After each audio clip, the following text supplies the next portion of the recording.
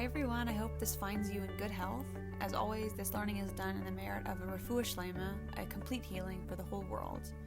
Welcome to Emunah until the sunset. Emunah, generally translated as faith, is more accurately described as the acceptance that God is involved in every minute detail of our lives. In these emails, I try to focus on ideas of Emunah and the parshiot, the portions we read from the Torah. This week we are in Parsha Naso. Naso is in the fourth book of the Torah, Bamidbar, Numbers. And this week we talk about the census that is continued from last week, the census of Bnei Israel, the children of Israel. And we discuss a number of specific types of people.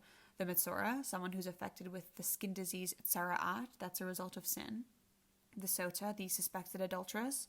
And the Nazir, one who takes on additional restrictions. For example, Shimshon, Samson of fabulous hair fame. I'm going to share with you guys some ideas that I heard from Rabbi Yonah Aryeh Refson of Neve Yerushalayim.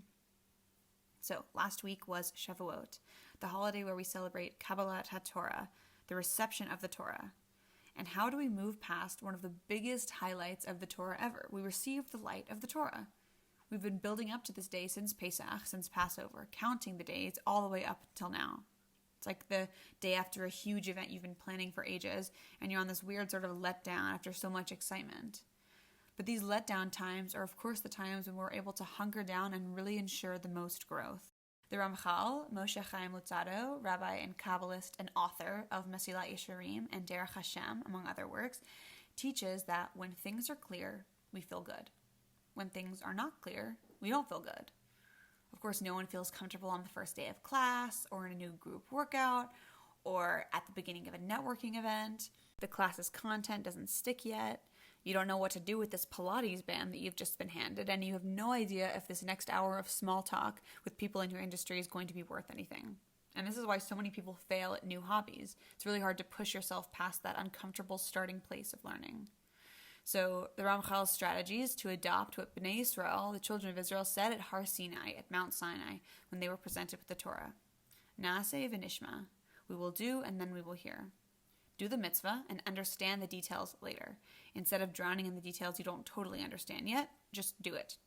For example, the rules of Shabbat. Shabbat is a spiritual, beautiful time, so that's the rule. The details are the transgressions like don't squeeze a sponge or put water in your teacup before you put in the tea bag. But if you've understood the purpose and the idea of Shabbat, you are way more receptive to the details. Rules are important, these big ideas that sum things up and make them easier to grasp. And so for each of the 5 books of the Torah, there is also a rule, a main idea. For Bereshit, Genesis, the idea is the creation of the world as well as the creation of the Jewish people. Shemot, Exodus, is about naming things. When a human is born, we give them a name.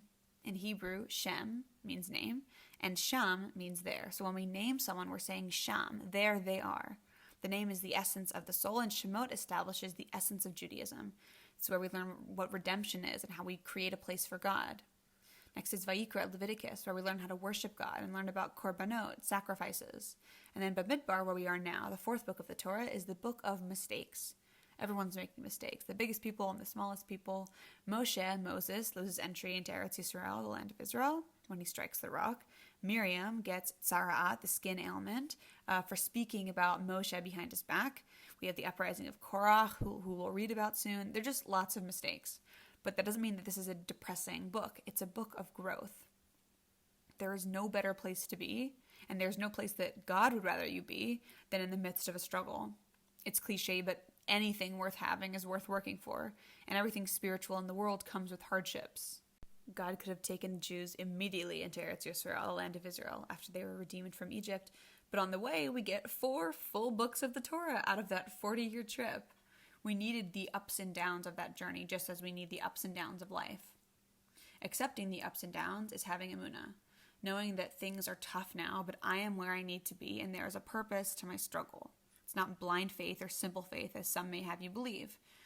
God isn't just in the paradise, the equivalent of heaven, the Gan Eden of our lives. He's also in the equivalent of hell, Gehinnom, as well. This parsha begins with a continuation of the census taking, like I said earlier.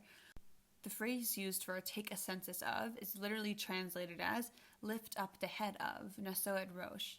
This can refer to the idea that anyone who we include in the counting is important, but it also can encourage our lifting of our heads to another level of Emunah. We always read Parshat Naso after Shavuot because as we read about lifting our heads up, we are encouraged to rise to a new level, the level of a people who have received the Torah. Having the Torah, having guidance, helps us to grow in our Emunah. But receiving the Torah isn't just receiving rules, it's receiving ourselves. Torah observance isn't your personality, it fits on top of what you already bring to your Judaism. We receive the Torah and let it inform our individual passions and interests, and vice versa. So may the Torah you have just received fit beautifully on top of your individuality. I'm wishing you a meaningful Shabbat. Shabbat Shalom. Thank you so much for listening.